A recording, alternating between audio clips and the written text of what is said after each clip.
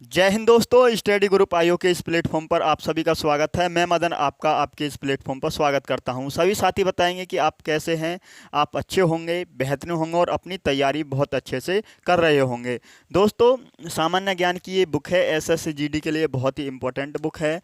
इसमें हम हिस्ट्री पढ़ा रहे हैं। हिस्ट्री की भी क्लास नंबर 6 है और ये क्लास जो होती है डेली 1 बजे, दोपहर को 1 बजे होती है। आप सभी को जुड़ना चाहिए इस क्लास से, क्योंकि इसमें एसएससी जीडी में जितने भी क्वेश्चन प्रीवियस ईयर पेपर, जैसे 2024 में हुआ एग्जाम, 2023, 2020, 2021, ये सभी प्रश्न कवर कराए जाते हैं। वो आपको देखने होते हैं भाई, क्योंकि प्रीवियस ईयर क्वेश्चन की आप तैयारी करते हो तो आपका कॉन्फिडेंस आता है निकल कर कि भैया हाँ, हम कर पाएंगे भाई एग्जाम में इन क्वेश्चनों को। तो भाई करते हैं क्लास को स्टार्ट। पहला क्वेश्चन है, लेकिन इस क्लास का क्वेश्चन नंबर कौन सा है? 141। इससे पहले क्वेश्चंस जो हमने कवर किए किए हैं वो 140 तक करे हैं। क्लास 5 तक 140 क्वेश्चन कवर किए हैं और 1 से 2 क्लास और होंगी आपकी। आपकी हिस्ट्री भी पूरी कवर हो जाएगी। फिर करेंगे आपका भूगोल, स्टार्ट कर देंगे। ऐसे ही आपकी तैयारी होगी।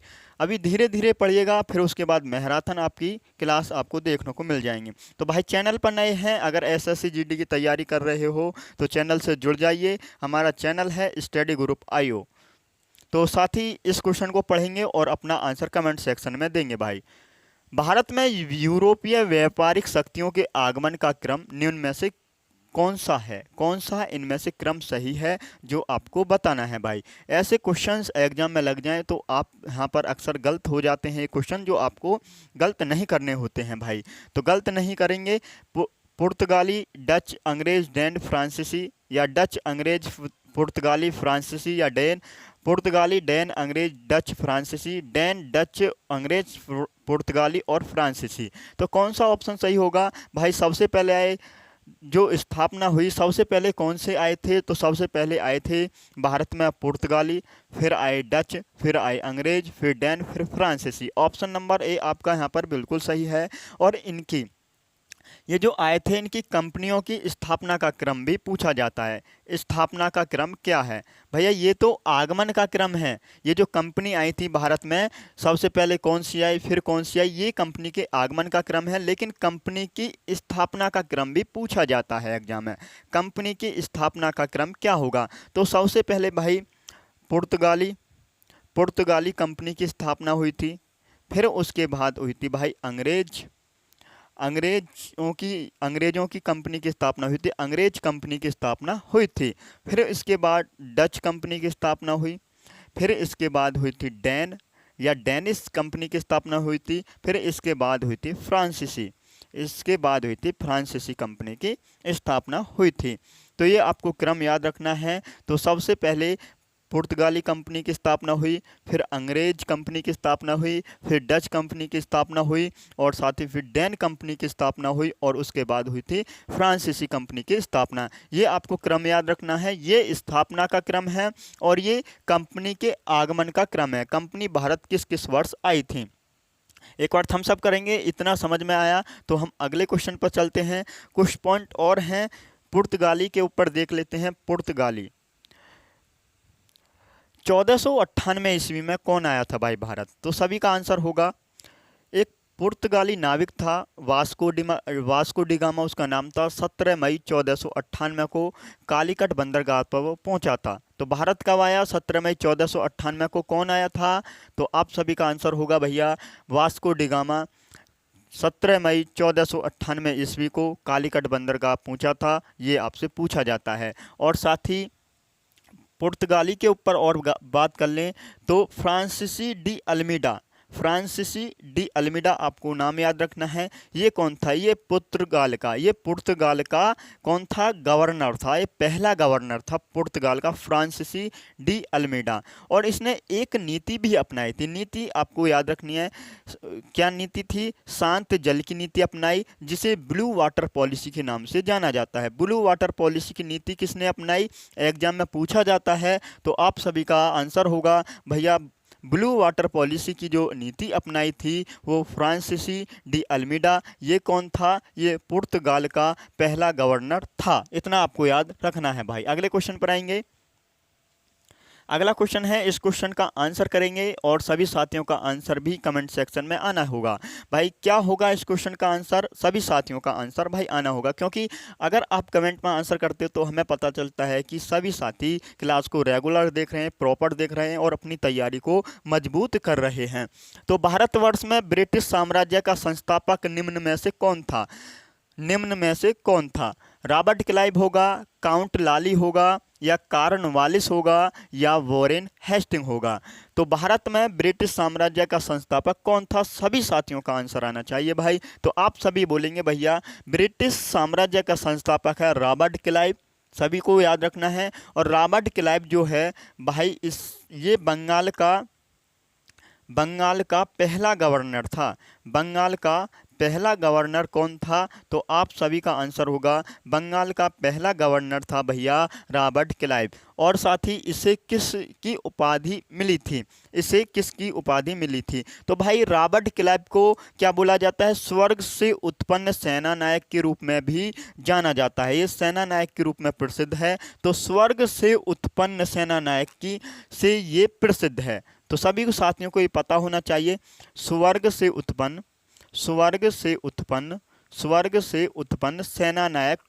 सेना नायक से प्रसिद्ध कौन है? सेना नायक से प्रसिद्ध कौन है? तो सभी का आंसर होगा भैया रॉबर्ट क्लाइव। तो सही आंसर होगा रॉबर्ट क्लाइव।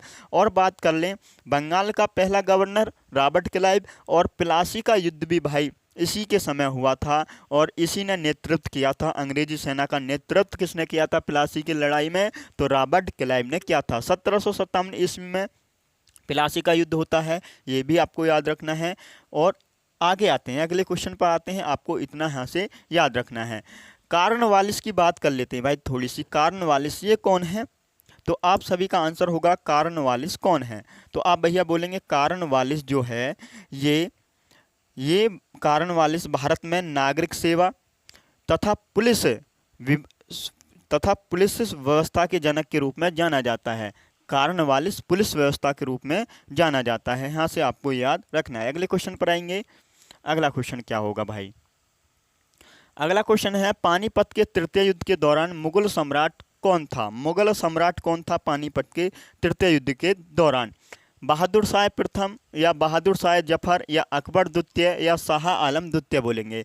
तो सभी साथी बोलेंगे भैया क्या आंसर होगा? तो आप बोलेंगे शाह आलम द्वितीय। ऑप्शन नंबर आपका डी यहाँ पर बिल्कुल सही जवाब हो जाएगा। पानीपत का तृतीय युद्ध कब होता है? सभी का आंसर होना चाहिए। पानीपत का तृतीय युद्ध कब होता है? पानीपत का तीसरा युद्ध कब होता है? तीसरा युद्ध कब होता है? तो सभी का आंसर होगा कब हुआ था पानीपत का तीसरा युद्ध? 1761 ईस्वी में पानीपत का तृतीय युद्ध हुआ था या तीसरा युद्ध हुआ था। किन किन के मध्य ये हुआ था? सभी साथी बताएंगे किन किन के ये बीच हुआ था। तो आप सभी बोलेंगे पानीपत का जो तीसरा युद्ध था भाई, ये अफगान शासक था एक, जिसे बोला जाता है अफगान शासक कौन था? अफगान शासक कौन था? तो आप बोलेंगे अहमद शाह अब्दाली। अहमद शाह अब्दाली अफगान शासक था और मराठों के बीच ये युद्ध हुआ था। तो सभी को पता होना चाहिए अफगान शासक अहमद शाह अब्दाली व मराठों के बीच हुआ था। मराठों के बीच ये युद्ध हुआ था। तो पानीपत का तृतीय युद्ध किस किस के बीच हुआ? अफगान शासक अहमद शाह अब्दाली और मराठों के बीच ये युद्ध हुआ था। और साथ ही इसमें मराठों की पराजय हुई थी और अहमद शाह अब्दाली इसमें विजय हुए थे। अहमद शाह अब्दाली। यहाँ पर पूछ लूँ मैं आपसे, कल भी मैंने आपको बताया है पानीपत का प्रथम युद्ध कब हुआ था? पानीपत का प्रथम युद्ध कब हुआ था? सभी साथी बताएंगे पानीपत का प्रथम युद्ध कब हुआ था। तो सभी साथी का आंसर आएगा 1526 ईस्वी में पानीपत का प्रथम युद्ध हुआ था। और ये किन किन के मध्य हुआ था? तो सभी साथियों का आंसर क्या होगा? पानीपत का प्रथम युद्ध 1526 ईस्वी में हुआ। बाबर ने इब्राहिम लोदी को हराया था। ये आपको याद रखना है पानीपत के प्रथम युद्ध में। और यहीं आपको बताना है पानीपत का तृतीय युद्ध कब हुआ था, पानीपत का दूसरा युद्ध कब हुआ था। पानीपत का दूसरा जो युद्ध हुआ था साथी 1556 ईस्वी में हुआ था। ये किन किन के मध्य हुआ था? तो अकबर, ये किस किस के मध्य हुआ था?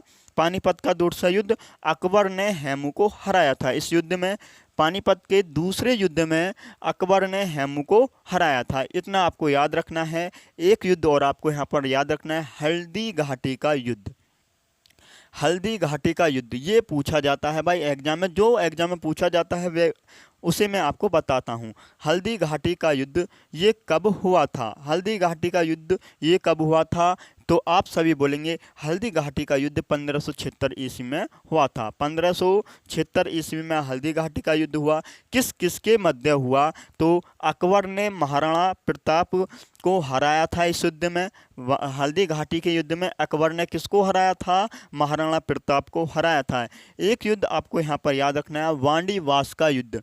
वांडीवास का युद्ध एग्जाम में पूछा जाता है, तो आपको भी याद रखने हैं। वांडीवास का युद्ध ये युद्ध कब हुआ था? वांडीवास का युद्ध ये युद्ध कब हुआ था? सभी साथियों का आंसर होगा, क्या होगा? वांडीवास का युद्ध 1707 ईस्वी में हुआ था। 1760 ईस्वी में वांडीवास का युद्ध हुआ था और इसमें फ्रांसीसियों की पराजय हुई थी। इसमें वांडीवास के युद्ध में फ्रांसीसियों की पराजय हुई थी। ये आपको याद रखना है। नेक्स्ट क्वेश्चन पर आएंगे।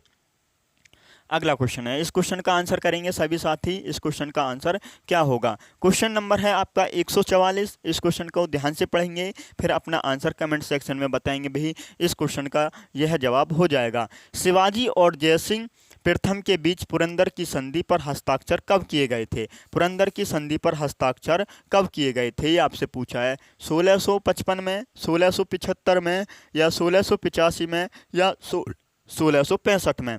तो पुरंदर की संधि, ये पुरंदर की संधि जो हुई ये कब हुई थी? ये पुरंदर की संधि कब हुई थी? ये आपको मालूम होना चाहिए भाई, पुरंदर की संधि कब हुई थी। सभी का आंसर क्या होगा? तो पुरंदर की संधि आपको याद रखनी है 11 जून 1665 ईस्वी। 11 जून 1665 ईस्वी को पुरंदर की संधि हुई थी। ये आपको याद रखनी है। किस किस के मध्य हुई थी? तो जयसिंह प्रथम तथा छत्रपति शिवाजी के ये बीच हुई थी। ये भी आपको याद रखना है। एक क्वेश्चन यहाँ पर ये पूछा हुआ है, एसएससी ने पूछा है, जब पुरंदर की संधि हुई थी 11 जून 1665 को हुई, सभी को मालूम होगा। तो उस समय शासक कौन था?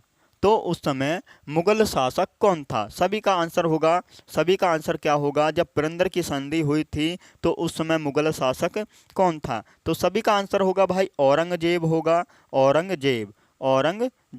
तो उस समय मुगल शासक कौन था?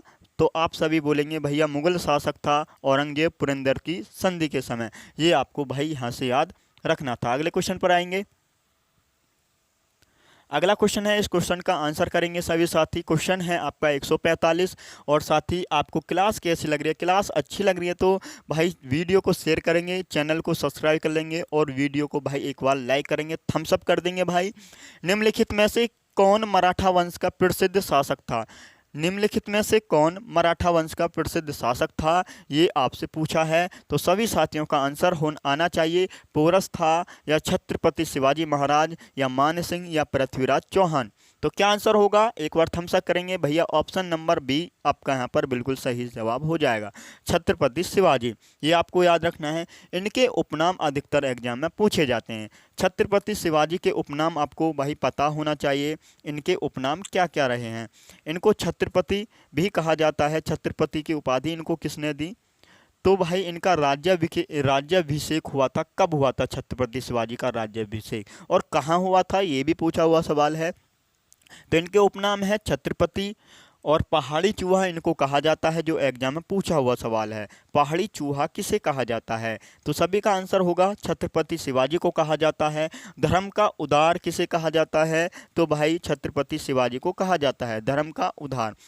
ये आपको यहाँ से याद रखना है। ये क्वेश्चन अक्सर एग्जाम में पूछे जाते हैं, इसलिए मैंने आपको यहाँ पर बताए। छत्रपति शिवाजी महाराज ये मराठा वंश का प्रसिद्ध शासक था, इतना आपको याद रखना है भाई। अगले क्वेश्चन पर आ जाएंगे। अगला क्वेश्चन है, इस क्वेश्चन का आंसर करेंगे सभी साथी। भारत में प्रथम समाचार पत्र प्रकाशित करने के पीछे कौन था? भारत में प्रथम समाचार पत्र प्रकाशित किया, इसके पीछे किसका हाथ था, ये आपसे पूछा है। तो सभी साथी बताएंगे भाई किसने किया, हरिश्चंद्र मुखर्जी ने, या जेम्स ऑगस्टस हिक्की ने, दीनबंधु मित्र ने, या हेमचंद्रकान ने। तो आप सभी बोलेंगे भाई दीनबंधु मित्र तो ये नील दर्पण से हैं, और नील दर्पण ये कहाँ का था, तो आप सही बोलेंगे बांग्ला का था। बांग्ला का ये नाटक था दीनबंधु मित्र, जिसे नील दर्पण के नाम से जाना जाता है, तो ये बंगाल का था, इतना आपको याद रखना है। तो सभी साथियों का आंसर होगा James Augustus Hicky. Option number B आपका यहाँ पर बिल्कुल सही जवाब है। भारत का प्रथम समाचार पत्र कौन सा था, तो सभी साथी बताएंगे भाई भारत का प्रथम समाचार पत्र कौन सा था, भारत का प्रथम समाचार पत्र कौन सा था। सभी साथियों का आंसर होगा प्रथम समाचार पत्र भैया भारत का था तो the Bengal Gazette, the Bengal Gazette. तो ये आपको याद रखना है, द बंगाल गजट ये किस भाषा में प्रकाशित हुआ, द बंगाल गजट ये भैया अंग्रेजी भाषा में प्रकाशित हुआ था, ये अंग्रेजी भाषा में प्रकाशित हुआ था, ये आपको याद रखना है। द बंगाल गजट के संपादक कौन रहे हैं, और ये इसके संपादक कौन रहे हैं, तो सभी साथी का आंसर होगा भैया द बंगाल गजट के जो संपादक रहे हैं ना, हाँ वो उनका नाम है James Augustus Hickey, James Augustus Hickey, James Augustus Hickey, ये आपको याद रखना है। और साथ ही ये कब प्रकाशित हुआ था, ये आपसे पूछ लूँ, द बंगाल गजट ये कब प्रकाशित हुआ था, तो सभी का आंसर होगा 1780 ईस्वी में, 1780 ईस्वी में। ये आपको डेट याद रखनी है। कहाँ प्रकाशित हुआ, कहाँ से, तो ये कलकत्ता से प्रकाशित हुआ था, कलकत्ता से ये प्रकाशित हुआ था, इतना आपको याद रखना है। तो भारत का प्रथम समाचार पत्र द बंगाल गजट अंग्रेजी भाषा में प्रकाशित हुआ, और कब हुआ, 1780 में, कलकत्ता से प्रकाशित हुआ था। इसके संपादक कौन रहे हैं, James Augustus Hicky. Option number B आपका यहाँ पर बिल्कुल सही जवाब है। अगले क्वेश्चन पर आएंगे। अगला क्वेश्चन है, क्वेश्चन आपका है 147, इस क्वेश्चन का आंसर करेंगे, इस क्वेश्चन का आंसर करेंगे। 1290 से 1320 के दौरान किस राजवंश ने दिल्ली पर शासन किया, 1290 से 1320 के दौरान किस राजवंश ने दिल्ली पर शासन किया। एसएससी जीडी 17 जनवरी 2023 शिफ्ट आपकी पहली में क्वेश्चन पूछा हुआ है, तो सभी साथी बताएंगे सैयद वंश, खिलजी वंश, या लोधी वंश, या तुगलक वंश। तो क्या आंसर होगा, मैं आपको बता दूं, दिल्ली सल्तनत पर कितने वंशों का कितने वंश रहे, कितने राजवंश रहे दिल्ली सल्तनत पर, तो सभी का आंसर क्या होगा, दिल्ली सल्तनत का टाइम पीरियड है भाई 1206 ईस्वी से 1526 ईस्वी तक, और लगभग 320 वर्षों तक दिल्ली पर मुस्लिम शासकों का या मुस्लिम सुल्तानों का राज रहा है, 320 वर्षों तक। और दिल्ली सल्तनत के अंतर्गत कितने वंश आते हैं, तो दिल्ली सल्तनत के अंतर्गत 5 वंश आते हैं, पाँचों के 5 वंश आपको याद रखने हैं। पहला वंश है भाई गुलाम वंश, पहला वंश कौन सा है, गुलाम वंश, जो इसका दूसरा नाम भी है मामलुक वंश भी इसे कहा जाता है, मामलुक वंश भी इसको कहा जाता है। इसका टाइम पीरियड है 1206 से क्या बोल देंगे, 1206 से 1290 ईस्वी, 1206 से 1290 ईस्वी इसका टाइम पीरियड रहा है। और साथ ही दूसरा जो वंश आता है वो कौन सा वंश आता है, सभी का आंसर होगा भैया खिलजी वंश, खिलजी वंश आता है। इसका टाइम पीरियड क्या रहा है, तो 1290 से 1320 ईस्वी तक इसका टाइम पीरियड आता है। तो अगला वंश आता है भाई गुलाम वंश, खिलजी वंश, फिर अगला वंश कौन सा होगा, तुगलक वंश आपको याद रखना है। तुगलक वंश का टाइम पीरियड क्या रहा है, तो सभी साथी बताएंगे 1320 ईस्वी से 1414 ईस्वी तक तुगलक वंश का टाइम पीरियड रहा है। फिर इसके बाद आता है सैयद वंश, फिर इसके बाद कौन सा वंश आता है, तो सैयद वंश आता है। सैयद वंश इसका टाइम पीरियड 1414 ईस्वी से 1451 ईस्वी तक इसका टाइम पीरियड रहा है। इसके बाद आता है भैया नंबर 5 पर लोधी वंश, नंबर 5 पर कौन सा वंश आता है, लोधी वंश आता है। इसका टाइम पीरियड है 1451 ईस्वी से 1526 ईस्वी तक, 1526 ईस्वी तक। तो आपको इतना याद रखना है। और क्वेश्चन यहाँ पर पूछा हुआ है, एसएससी ने पूछा है दिल्ली सल्तनत पर सबसे कम वर्षों तक किस वंश का शासन रहा है? दिल्ली सल्तनत पर सबसे कम वर्षों तक शासन किस वंश का रहा है भाई? 1290, 1320, तो 30 वर्ष। तो 30 वर्ष तक का शासन रहा है खिलजी वंश का। तो सबसे कम शासन रहा है खिलजी वंश का दिल्ली सल्तनत पर। और सबसे ज़्यादा जो शासन रहा है दिल्ली सल्तनत पर वो रहा है तुगलक वंश का। कितने वर्ष तक का रहा है? 94 वर्ष तक का शासन दिल्ली सल्तनत पर रहा है। और तुगलक वंश आपको याद रखना है। तो यहाँ पर ऑप्शन कौन सा था?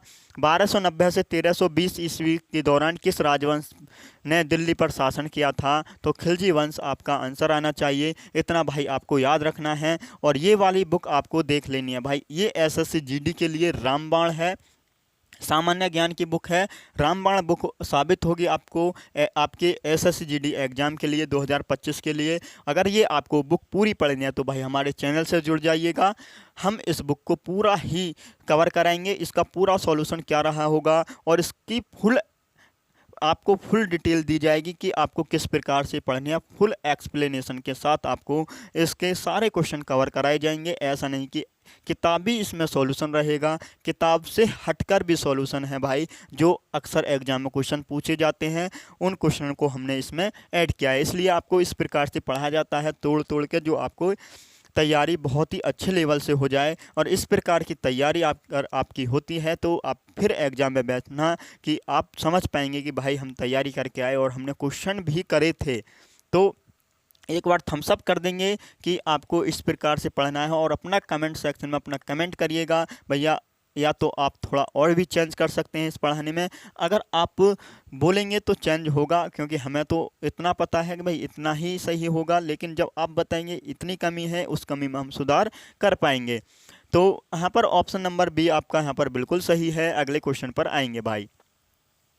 अगला क्वेश्चन कौन सा है, इस क्वेश्चन को बहुत ध्यान से पढ़ेंगे और अपना आंसर कमेंट सेक्शन में बताएंगे भाई क्या आंसर होगा।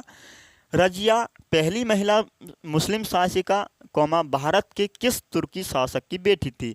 भारत के किस तुर्की शासक की बेटी थी? शमसुद्दीन इल्तुतमिश की, या कुतुबुद्दीन ऐबक की, या मुइजुद्दीन बहराम की, या गयासुद्दीन बलमन की?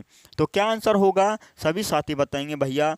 शमसुद्दीन इल्तुतमिश की ये बेटी थी रजिया सुल्तान। रजिया सुल्तान ये भारत की पहली शासिका रही है। और ये शासन जो करती थी भाई, ये महिला थी, लेकिन ये टोपी और कोट वोट पहनकर ये दरबार में आती थी। लेकिन वर्ताव जो था इसका वर्ताव था पुरुषों की तरह, इसका वर्ताव था रजिया सुल्तान का। इसका टाइम पीरियड आपको याद रखना है, 1236 ईस्वी से 1240 ईस्वी तक इसका टाइम पीरियड है रजिया सुल्तान का।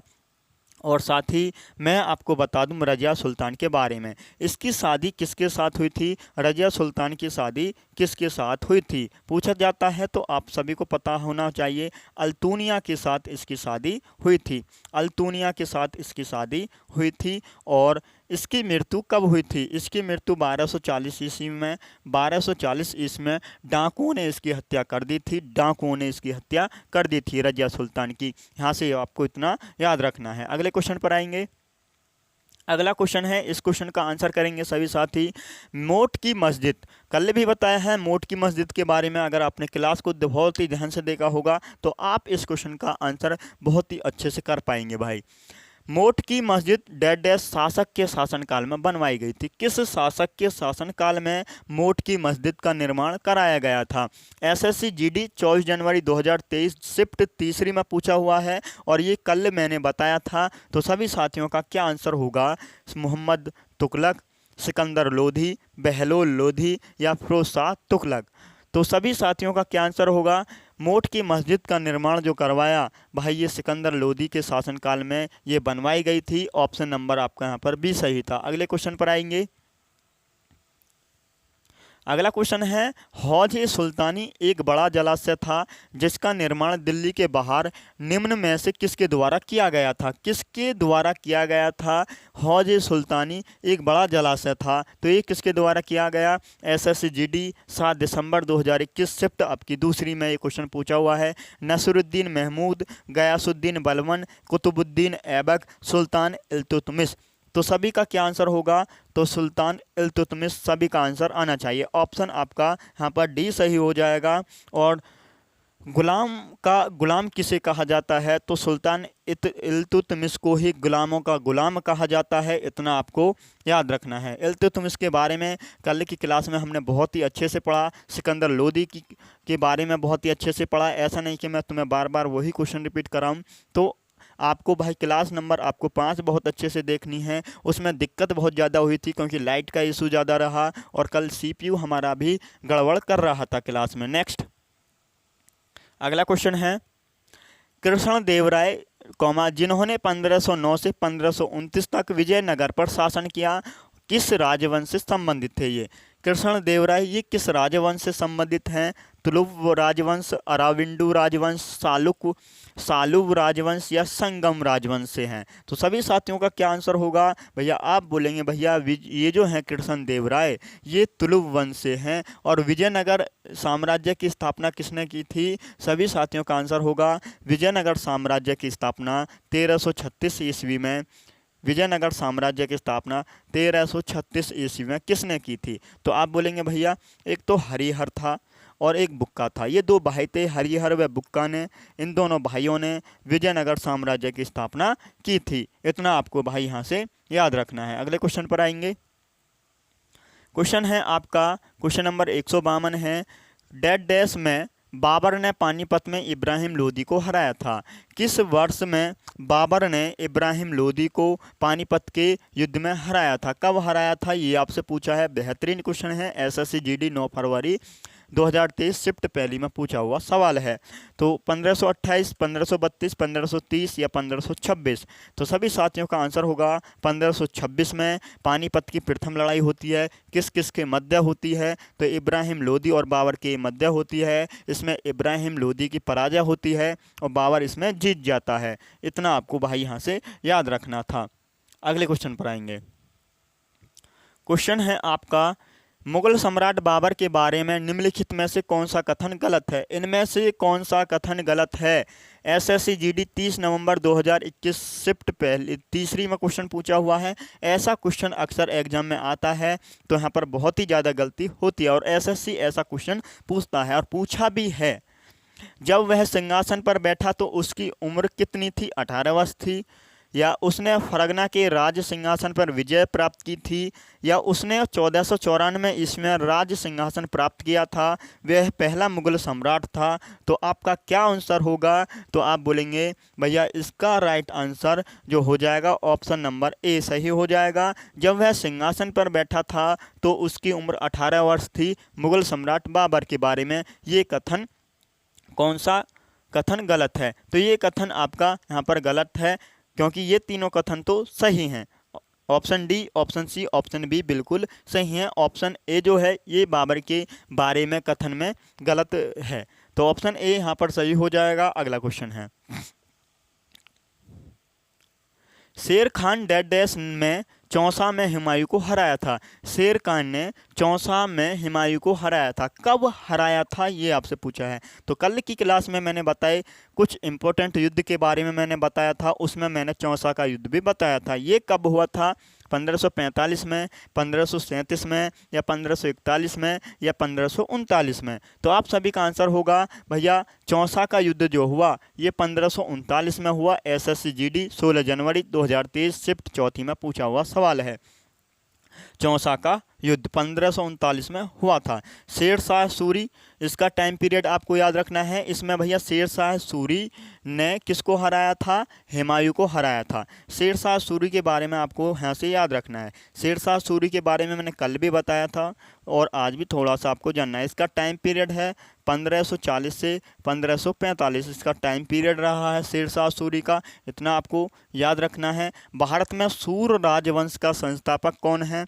तो भारत में सूर राजवंश का संस्थापक, भारत में सूर राजवंश का संस्थापक कौन है? सूर राजवंश का संस्थापक कौन है? तो आपको याद रखना है सूर राजवंश का जो संस्थापक है भैया वो है शेर शाह सूरी। इतना आपको याद रखना है। पूछा जाता है एग्जाम में सूर राजवंश का संस्थापक कौन है? शेर शाह सूरी है। 1540 ईस्वी में एक युद्ध हुआ था, वो युद्ध भी आपको याद रखना है। 1540 ईस्वी में बिलग्राम, जिसे कन्नौज का युद्ध भी बोला जाता है, बिलग्राम या किसका युद्ध हुआ था? कन्नौज का युद्ध हुआ था। ये किस किस के मध्य हुआ था? 1540 ईस्वी में बिलग्राम या कन्नौज का युद्ध हुआ था, कल भी बताया। तो इसमें भैया शेरशाह सूरी ने किसको हराया था? हुमायूं को हराया था। इसी प्रकार शेरशाह सूरी ने हुमायूं को हराया चौसा के युद्ध में। 1540 में होता है कन्नौज या बिलग्राम का युद्ध, इसी में भी शेरशाह सूरी ने हुमायूं को हराया था। इतना आपको याद रखना है। नेक्स्ट अगला क्वेश्चन है, इस क्वेश्चन का आंसर करेंगे सभी साथी। सम्राट डैश ने मोहम्मद हुसैन अल कातिब कश्मीरी को उनकी सुंदर लिखावट के लिए जरीन कलम या स्वर्ण कलम की उपाधि से सम्मानित किया है। ये किसने किया है? ये आपसे पूछा है। तो सभी साथियों का क्या आंसर होगा? एसएससी जीडी में ये सवाल आया है 30 नवंबर 2021 शिफ्ट पहली में क्वेश्चन पूछा है। तो सभी साथी आंसर करेंगे औरंगजेब, जहांगीर, शाहजहां या अकबर। तो सभी साथियों का क्या आंसर होगा? तो सभी साथियों का आंसर होगा ऑप्शन भैया डी, सही हो जाएगा। ऑप्शन नंबर डी आपका यहाँ पर बिल्कुल सही है। और अकबर के बारे में आपको जानना होगा थोड़ा सा, कल भी मैंने बताया अकबर के बारे में और आज भी आपको बता देता हूँ। अकबर जो है ये मुगल वंश का सम्राट है, ये मुगल वंश का सम्राट है अकबर। और फतेहपुर सीकरी में बुलंद दरवाजे का निर्माण किसने कराया? तो अकबर ने कराया।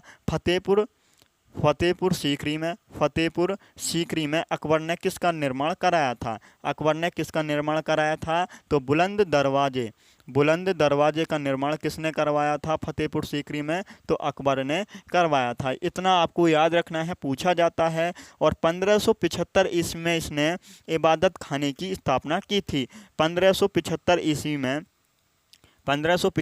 में इसने अकबर ने इबादत खाने की स्थापना की थी।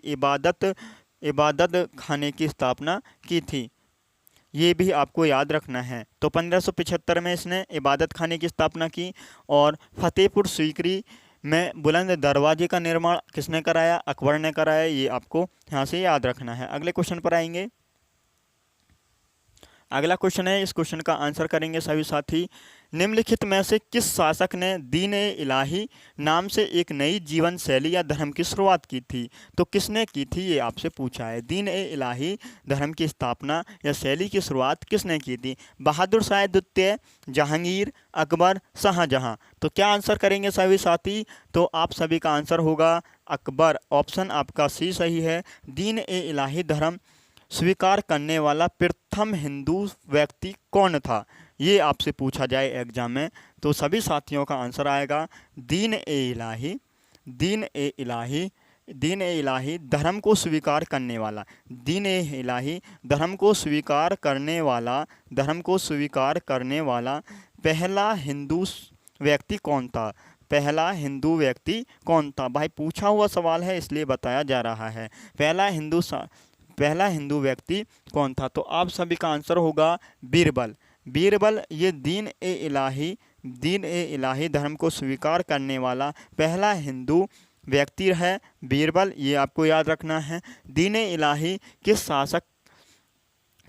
शासक ने दीन-ए-इलाही नाम से एक नई जीवन शैली धर्म की शुरुआत की थी? तो अकबर ने की थी। नेक्स्ट क्वेश्चन, अगला क्वेश्चन है, इस क्वेश्चन का आंसर करेंगे सभी साथी। मुगल बादशाह अकबर की मृत्यु निम्नलिखित में से किस वर्ष हुई थी? अकबर की मृत्यु कब हुई थी? एसएससी जीडी 8 दिसंबर 2021 शिफ्ट पहली में पूछा हुआ सवाल है। 1666 में या 1789 में या 1605 में या 1540 में? अकबर की जो मृत्यु हुई साथी 1605 ईस्वी में हुई थी। इसे साथी अकबर को दफनाया गया था। कहाँ दफनाया गया था? आगरा के पास सिकंदरा में इसे दफनाया गया था। ये भी आपको याद रखना है। अकबर को कहाँ दफनाया गया था? तो आगरा के पास सिकंदरा में दफनाया गया था। आगरा के पास सिकंदरा में दफनाया गया था। अकबर को दफनाया गया था। पूछा जाता है सिकंदर को कहाँ दफनाया गया था? तो सिकंदरा में दफनाया गया था। ये कहाँ पड़ता है? आगरा के पास ये पड़ता है। अगले क्वेश्चन पर आएंगे। क्वेश्चन है आपका 158। मुगल बादशाह अकबर का मकबरा कहाँ स्थित है? अकबर का मकबरा कहाँ स्थित है? ये भी पूछा है एग्जाम में। एसएससी जीडी 19 फरवरी 2019 शिफ्ट आपकी दूसरी थी। अजमेर में है अकबर का मकबरा, जौनपुर में है या सिकंदरा में है या आपका औरंगाबाद में है। तो अकबर का मकबरा कहाँ है? तो सभी साथी बताएंगे भैया अकबर का मकबरा तो सिकंदरा में है और इसे दफनाया भी गया था आगरा के पास। सिकंदरा में ही इसको दफनाया गया था जब इसकी मृत्यु हो गई थी 1605 ईस्वी में अकबर की।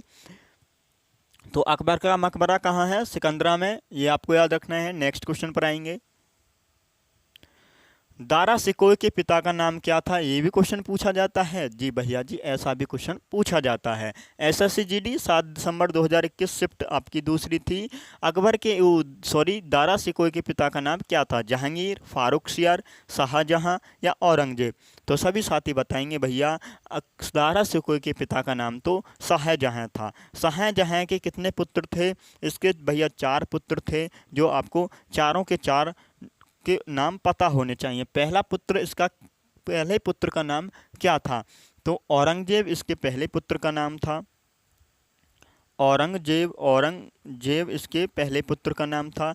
दूसरा पुत्र भैया इसका दारा सिकोई था। तीसरा पुत्र था भाई इसका, तीसरे पुत्र का नाम आप बताइए। तो आप बोलेंगे शाह सुजा इसका तीसरा पुत्र था। चौथे पुत्र का नाम आप बताएंगे तो भैया मुराद बख्श इसके चौथे पुत्र का नाम था। ये चारों के चारों आपको याद रखने हैं नाम। तो ये किसके पुत्र हुए? शाहजहां के पुत्र हुए थे। मुराद बख्श, शाह सुजा, दारा सिकोई, औरंगजेब, ये शाहजहां के 4 पुत्र थे जो आपको याद रखने हैं। नेक्स्ट क्वेश्चन, अगला क्वेश्चन है। इस क्वेश्चन का आंसर करेंगे सभी साथी। क्वेश्चन है आपका 160। पानीपत की तीसरी लड़ाई डैश को लड़ी गई थी? किस तिथि को लड़ी गई थी? देखो तिथि पूछी है तो आपको याद करके जाना है। एसएससी जीडी 8 दिसंबर 2021 शिफ्ट तीसरी में पूछा हुआ सवाल है।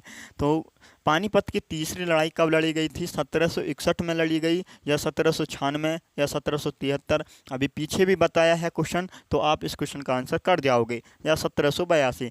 तो भैया पानीपत की तीसरी लड़ाई जो लड़ी गई थी 14 जनवरी 1761 को ये लड़ी गई थी। ये आपको याद रखना है। किस किस के बीच लड़ी गई थी? अफगान शासक अहमद शाह अब्दाली और ये मराठों के बीच ये युद्ध हुआ था, पानीपत का तीसरा युद्ध। इसमें अहमद शाह अब्दाली की विजय होती है और मराठों की इसमें पराजय होती है। ये आपको याद रखना है। नेक्स्ट, अगला क्वेश्चन है। आगरा की मोती मस्जिद किस मुगल शासक से संबंधित है? आगरा की मोती मस्जिद जो है ये किस मुगल शासक से संबंधित है? एसएससी जीडी 14 फरवरी 2019 शिफ्ट तीसरी में पूछा हुआ सवाल है। शाहजहां से, अकबर से, औरंगजेब से या हुमायूं से? तो सही साथियों का क्या आंसर होगा? तो आगरा की जो मोती मस्जिद है ये भैया शाहजहां से संबंधित है। ऑप्शन नंबर ए बिल्कुल सही है। कुछ मैं आपको यहाँ पर मस्जिद बताऊंगा या कुछ स्मारक बताऊंगा जो मुगल शासकों से संबंधित हैं। जैसे कि भैया जामा मस्जिद कहाँ है? जामा मस्जिद कहाँ है? जामा मस्जिद कहाँ है? तो सभी साथी बताएंगे भैया जामा मस्जिद जो है वो तो फतेहपुर सीकरी, जामा मस्जिद फतेहपुर सीकरी वाले की बात कर रहे हैं। फतेहपुर सीकरी में ये इसका संबंध किससे है? जामा मस्जिद जो फतेहपुर सीकरी में है इसका संबंध किस मुगल शासक से है? तो आप बोलेंगे भैया अकबर से है। ये आपको याद रखना है भाई, यहाँ से क्वेश्चन बनता है। उसी प्रकार है मोती मस्जिद। अभी यहाँ से क्वेश्चन आया है मोती मस्जिद, ये कौन सी मोती मस्जिद है? जो दिल्ली में है, जो एग्जाम में पूछी हुई है एसएससी जीडी में। तो मोती मस्जिद ये पूछी हुई थी भाई, ये आगरा की मोती मस्जिद का क्वेश्चन था। लेकिन यहाँ पर पूछा है मोती मस्जिद जो दिल्ली में थी ये किस मुगल शासक से संबंधित थी? तो सभी साथियों का आंसर होगा शाहजहां से संबंधित थी। ये भी शाहजहां से संबंधित थी। अब बात करते हैं दीन पनाह भवन, ये कहाँ है? ये कहाँ है? तो ये आप बोलेंगे भैया ये दिल्ली में है। दीन पनाह भवन दिल्ली में है। किस मुगल शासक से संबंधित है ये? तो ये आप बोलेंगे हुमायूं। हुमायूं से संबंधित है। और हुमायूं की भैया दीन पनाह पुस्तकालय से ही गिरकर, इसकी सीढ़ियों से गिरकर ही हुमायूं की मृत्यु हुई थी। और मैं पूछ लूँ भैया, मोती मस्जिद, एक और है भाई मोती मस्जिद, मोती मस्जिद, ये कौन सी भाई मोती मस्जिद है? जो लाल किले के अंदर है, लाल किले के अंदर, लाल किले के अंदर है और दिल्ली में है, लाल किले के अंदर है और दिल्ली में है। इसका संबंध किस मुगल शासक से है? तो सभी साथी बताएंगे भैया औरंगजेब, औरंगजेब से है। ये आपको अपनी कॉपी में नोट करनी है, यहाँ से क्वेश्चन पूछ लेता है कभी कभी एसएससी में, तो पूछा भी हुआ है, मैंने आपको बताया इसकी, इसलिए मैंने आपको ये बता दिए। आगे पूछ सकता है, हाँ ये क्वेश्चन नहीं आए, यहाँ से क्वेश्चन बन सकता है आगे। अगला क्वेश्चन है, इस क्वेश्चन का आंसर करेंगे। क्वेश्चन है आपका 162, मराठा साम्राज्य के संस्थापक राजा शिवाजी को किस स्थान पर छत्रपति के खिताब से सम्मानित किया गया था? किस स्थान पर किया गया था? तो सभी साथियों का आंसर होगा, क्या होगा? एसएससी जीडी 2 मार्च 2019 शिफ्ट दूसरी में पूछा हुआ सवाल है। तो सतारा होगा, रायगढ़ होगा, पुणे होगा या गिंगी होगा? तो सभी का आंसर होगा रायगढ़। जो छत्रपति है ना, इनको सॉरी शिवाजी हैं, इनको छत्रपति की जो उपाधि मिली थी, जो उपनाम मिला था, वो रायगढ़ में ही मिला था। और शिवाजी का जो राज्याभिषेक हुआ था, जून कब हुआ था? जून में तो हुआ था, तो कब हुआ था? 1674 ईस्वी, जून 1674 ईस्वी में रायगढ़ में इनका राज्याभिषेक हुआ था, रायगढ़ के किले में इनका राज्याभिषेक हुआ था छत्रपति शिवाजी का। अगले क्वेश्चन पर आएंगे। अगला क्वेश्चन है, प्लासी का युद्ध कब लड़ा गया था? प्लासी का युद्ध कब लड़ा गया था? इसी प्रकार पूछा जाता है बक्सर का युद्ध, प्लासी की लड़ाई। ये दो युद्ध हैं, आपको याद रखने हैं, ये तो दो इंपॉर्टेंट है, एक तो बक्सर का युद्ध, एक प्लासी की लड़ाई। इसके बारे में आपको जानना होगा। एसएससी जीडी 13 फरवरी 2023 शिफ्ट दूसरी में पूछा हुआ सवाल है, प्लासी का युद्ध कब हुआ था? प्लासी का युद्ध कब हुआ था? तो सभी का आंसर क्या होगा भैया? आप बोलेंगे प्लासी का जो युद्ध हुआ था, ये 23 जून, ये हुआ था 23 जून 1757 ईस्वी को प्लासी का युद्ध हुआ था। पूरी डेट आपको याद रखनी है।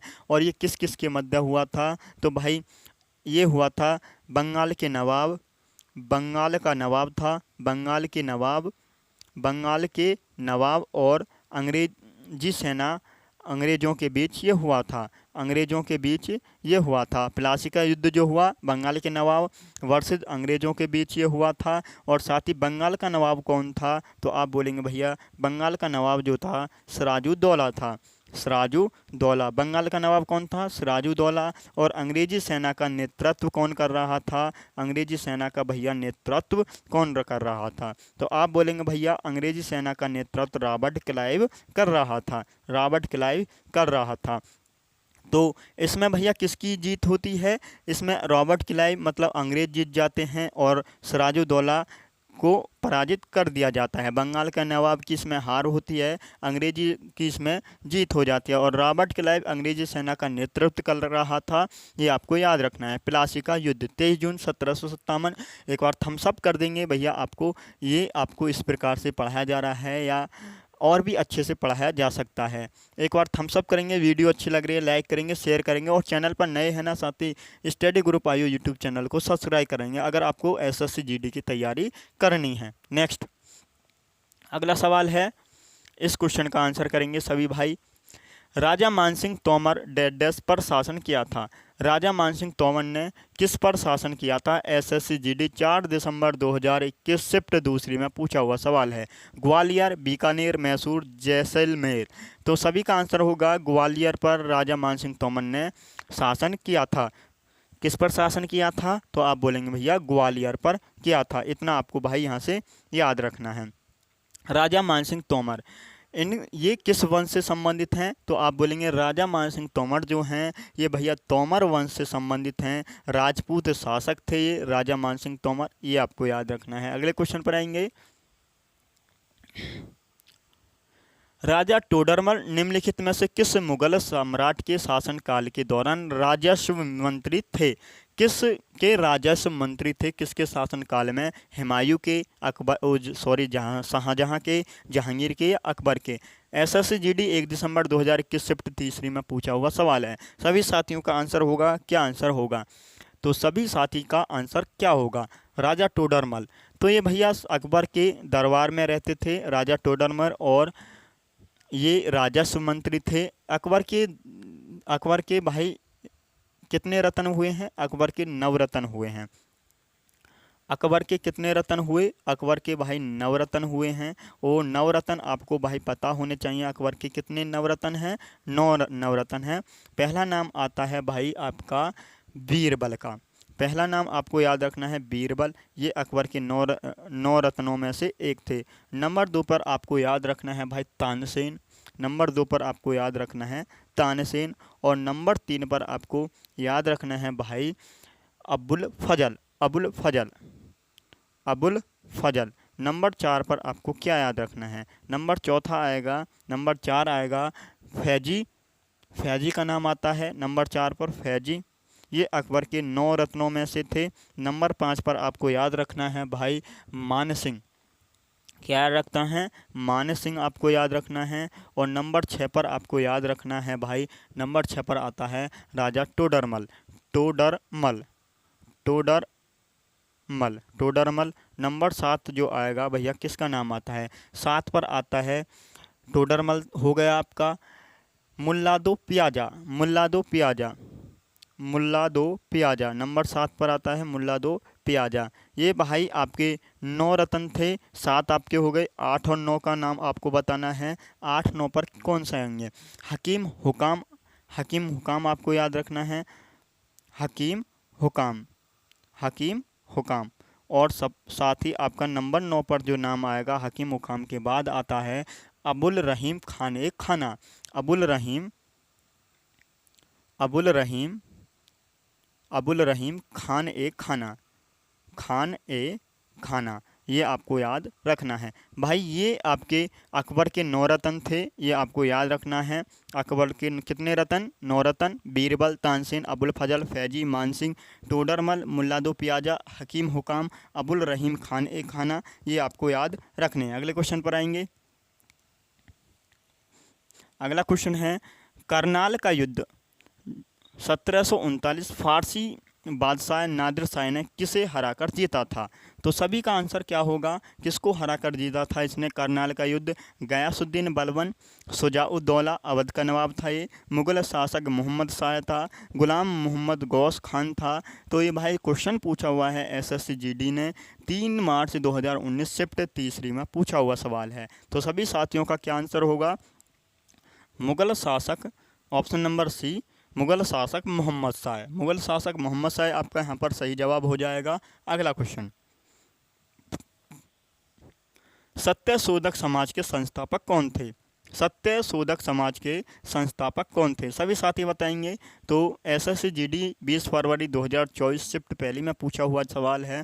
घासीदास, हरिदास ठाकुर, ज्योतिराव बाफुले, ईश्वरचंद में विद्यासागर। तो सत्यशोधक समाज के जो संस्थापक हैं भाई ज्योति बाफुले। ऑप्शन आपका डी सही हो जाएगा। सत्यशोधक समाज, इसकी स्थापना कब हुई थी? सत्यशोधक समाज की स्थापना कब हुई थी? तो सभी साथी बताएंगे इसकी स्थापना कब हुई थी। 1873 में महाराष्ट्र में इसकी स्थापना होती है। 1873 ईस्वी में महाराष्ट्र में इसकी स्थापना होती है। महाराष्ट्र में इसकी स्थापना होती है, इतना आपको याद रखना है। सत्यशोधक समाज, सत्यशोधक समाज की स्थापना 1873 महाराष्ट्र में होती है। और इसके संस्थापक कौन है? ज्योतिबा फुले। इनकी एक बुक है भाई, ज्योतिबा फुले की एक बुक है जो पुस्तक आपको एग्जाम में, आपके एग्जाम में पूछी जाती है। गुलामगिरी पुस्तक इनकी है जो आपको याद रखनी है। गुलामगिरी, गुलामगिरी पुस्तक ही SSC में पूछी गई है, इसलिए मैंने आपको यहाँ बताया। ज्योतिबा फुले की पुस्तक है गुलामगिरी, ये आपको याद रखनी है। अगले क्वेश्चन पर आएंगे। क्वेश्चन आपका अगला है, इस क्वेश्चन का आंसर करेंगे सभी भाई। अमृतसर की संधि पर किस वर्ष हस्ताक्षर किए गए थे? अमृतसर की संधि पर किस वर्ष हस्ताक्षर किए गए थे?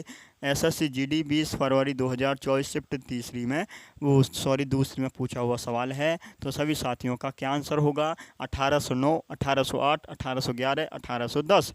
तो सभी बताएंगे भैया 1809। ऑप्शन नंबर आपका ए सही है। अमृतसर की संधि रणजीत सिंह व चार्ल्स मैटकॉफ के मध्य हस्ताक्षर हुए थे इस पर।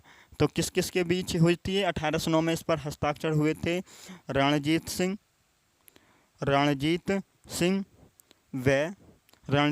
व चार्ल्स मैटकॉफ के मध्य ये हुए थे। चार्ल्स मैटकॉफ के मध्य ये हुए थे भाई अमृतसर की संधि। चार्ल्स मैटकॉफ और रणजीत सिंह के मध्य हुई थी। अगले क्वेश्चन पर आएंगे। क्वेश्चन है आपका नेक्स्ट। इस क्वेश्चन का आंसर करेंगे। इस क्वेश्चन का आंसर क्या होगा? गांधी इरविन समझौते पर किस वर्ष हस्ताक्षर हुए थे? गांधी इरविन समझौते पर किस वर्ष हस्ताक्षर हुए थे? एसएससी जीडी 20 फरवरी 2024 शिफ्ट तीसरी में पूछा हुआ सवाल 1921, 1911, 1941 या 1931। तो गांधी इरविन समझौते पर किस वर्ष हस्ताक्षर हुए? तो आप बोलेंगे 1931। ऑप्शन आपका डी सही है। गांधी इरविन समझौता ये कब हुआ था? तो आप बोलेंगे भैया 5 मार्च 1931 को। 5 मार्च 1931 को गांधी इरविन समझौता हुआ था। गांधी इरविन समझौता, और इसी को दिल्ली समझौता भी कहा जाता है। गांधी इरविन समझौते को ही दिल्ली समझौता कहा जाता है। दिल्ली समझौता कहा जाता है। इतना भाई आपको पता ही होना चाहिए, दिल्ली समझौता कहा जाता है। एक और यहाँ से क्वेश्चन बनता है, सरोजिनी नायडू ने इस समझौते को क्या कहा है? तो सरोजिनी नायडू ने इस समझौते को दो महात्माओं का मिलन बताया है। इस समझौते को सरोजिनी नायडू ने क्या बताया है? दो महात्माओं का मिलन कहा है इस समझौते को। ये भी आपको याद रखना है। अगला क्वेश्चन है आपका 170। इस क्वेश्चन का आंसर करेंगे। जलियांवाला बाग हत्याकांड के विरोध के परिणाम स्वरूप हुआ था। क्या हुआ था? जलियांवाला बाग हत्याकांड के विरोध में के परिणाम स्वरूप हुआ था। एसएससी जीडी 20 फरवरी 2024 शिफ्ट चौथी में है। विनियमन अधिनियम पिट्स इंडिया एक्ट कब आया? 1784 में। रॉलेट एक्ट कब आया? या भारत सरकार अधिनियम कब आया? तो भाई आप सभी का आंसर होगा रॉलेट एक्ट। ये कब आया था भाई? 1919 में आया था रॉलेट एक्ट। इसको क्या कहा जाता है? रॉलेट एक्ट को बिना वकील, बिना दलील तथा बिना अपील का कानून बताया जाता है। इसे रॉलेट एक्ट को 1919 में ये आया था। बिना वकील, बिना दलील तथा बिना अपील का कानून, या इसी को कहा जाता है रॉलेट एक्ट को काला कानून। ये आपको याद रखना है। ये आया था जलियांवाला बाग हत्याकांड के विरोध में, रॉलेट एक्ट 1919। ऑप्शन आपका सी बिल्कुल सही जवाब था। आज के जो क्वेश्चन साथी हमने किए हैं कवर 170 तक कर लिए हैं। 30 क्वेश्चन आपके पूरे कंप्लीट होते हैं क्लास में। और आज की क्लास को साथी यहीं रोकना चाहते हैं। और एसएससी जीडी 2025 के लिए ये सामान्य ज्ञान की बुक है जो आप सभी साथियों को बहुत ही अच्छे से पढ़नी है। अगर आपको एसएससी जीडी की नौक लेनी ना भाई, एसएससी जीडी के बारे में आपको पता होना चाहिए। एसएससी जीडी में जो आपको फोकस करना होता है वो स्टैटिक जीके पर करना होता है। स्टैटिक जीके पर आपको फोकस करना होता है। स्टैटिक जीके ही 8 से 9 क्वेश्चन आते हैं स्टैटिक जीके से ही। भाई पॉलिटी से या हिस्ट्री से बात करूं 2 से 3 क्वेश्चन आते हैं। पॉलिटी से भी 2 से 3 क्वेश्चन आते हैं। इकोनॉमिक्स से 1 से 2 क्वेश्चन आते हैं। साइंस से 2 या 3 क्वेश्चन आते हैं। और करंट अफेयर्स से 5 से 6 क्वेश्चन आते हैं। तो ये आपको याद रखना है भाई। स्टैटिक जीके आपको बहुत ही अच्छे से भी पढ़ाई जाएगी और बेहतरीन लेवल से आपको क्लास में ही याद कराने की पूरी कोशिश की जाएगी। तो एसएससी जीडी के लिए आप इस बुक को परचेज़ कर लीजिएगा, ख़रीद लीजिएगा, क्योंकि ये बुक आपके लिए बहुत ही इंपॉर्टेंट होने वाली है। आज की क्लास को यहीं पर रोकना चाहेंगे, क्षमा मांगते हैं भाई। आज की क्लास को यहीं पर रोकते हैं। जय हिंद, जय भारत। और अपनी तैयारी भी साथी बहुत ही अच्छे से करते रहिएगा। Love you all. ख्याल रखेंगे अपना।